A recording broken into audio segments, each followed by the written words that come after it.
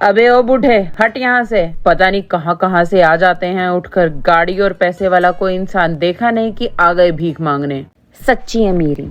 हमारी आज की कहानी शुरू होती है शहर की एक बहुत ही बड़ी आलीशान पार्टी से। यह पार्टी थी मोहन की, जो कि शहर का एक बहुत ही बड़ा और अमीर बिजनेसमैन था। यह बिजनेस मोहन के पिता ने वर्षों पहले शुरू किया था, जिसे मोहन ने अपनी मेहनत से कई गुना कर लिया था। और इसी वजह से मोहन को खुद के पैसे पर बहुत ही घमंड था और वो अपने सामने किसी को भी कुछ नहीं समझता था। मोहन जैसे ही पार्टी होटल के गेट पर पहुंचता है तो देखता है वहां पर एक बूढ़ा व्यक्ति ठंड से ठिठुरता हुआ नीचे बैठा होता है, जो कि मोहन को कार से उतरता देखकर भागकर उसके पास जाता है और कहता है, बेटा, मैं एक बूढ़ा गरीब व्यक्ति हूँ।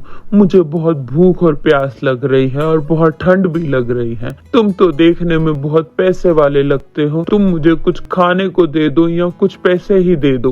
अबे ओ बूढ़े, हट यहाँ से। पता नहीं कहाँ कहाँ से आ जाते हैं उठकर। गाड़ी और पैसे वाला कोई इंसान देखा नहीं कि आ गए भीख मांगने। और इतना कहकर मोहन सिक्योरिटी को इशारा करता है कि वो उस बूढ़े व्यक्ति को यहाँ से ले जाएं। जाते जाते वह बूढ़ा व्यक्ति मोहन से कहता है, लगता है तुम्हें अपने पैसों का बहुत घमंड है। फिक्र मत करो, एक दिन ऐसा जरूर आएगा जब तुम्हें इस गरीबी का एहसास भी होगा। पर मोहन उस बूढ़े व्यक्ति की बात पर कोई ध्यान नहीं देता और पार्टी में चला जाता है। वहाँ मोहन और शहर के दूसरे बड़े बिजनेसमैन खूब पार्टी करते हैं और बिजनेस की बातें करते हैं। सभी दूसरे बिजनेसमैन भी मोहन के आगे पीछे घूमते हैं, क्योंकि मोहन का बिजनेस उन सब से बड़ा होता है और उन सबको लगता है कि शायद मोहन के बिजनेस से उनका फायदा भी हो सकता है। कुछ ही दिनों बाद बाजार में मंदी आ जाती है और मोहन के प्रोडक्ट्स की डिमांड बिल्कुल कम हो जाती है।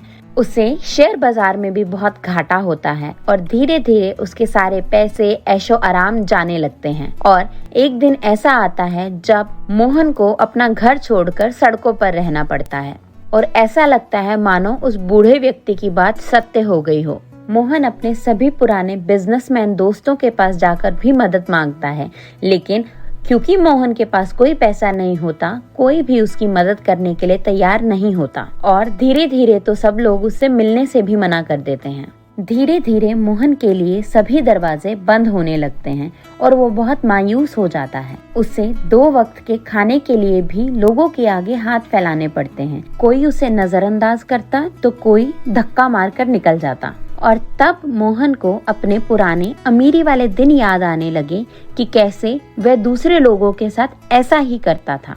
उसने कभी भी पैसों के आगे किसी और को अहमियत नहीं दी थी, तो अब उसके बुरे वक्त में भी उसके काम कोई क्यों आए, जब उसने किसी के भी बुरे वक्त में उनका साथ नहीं दिया था।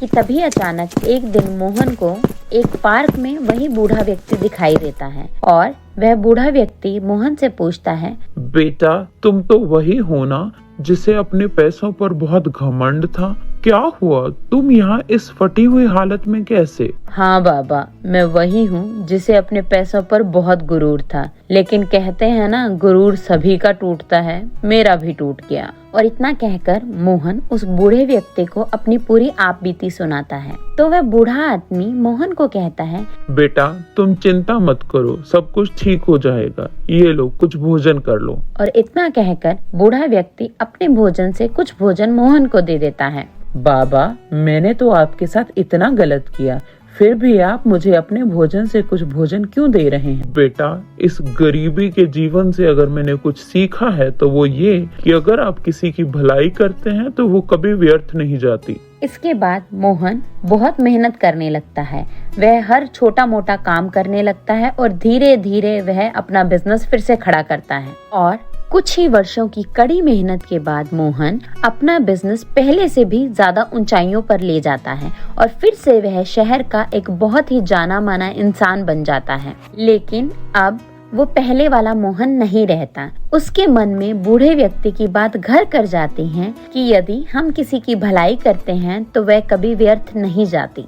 और इसीलिए अब मोहन हर किसी गरीब और जरूरतमंद इंसान की मदद करता है कि न जाने कब कौन किस रूप में उसके काम आ जाए। तो दोस्तों, इस कहानी से हमने सीखा कि हमें हमेशा ही भलाई करते रहना चाहिए और कभी भी अपने पैसों का घमंड नहीं करना चाहिए। इसी तरह की और कहानियों के लिए सब्सक्राइब करें हमारा चैनल केटून स्टोरी।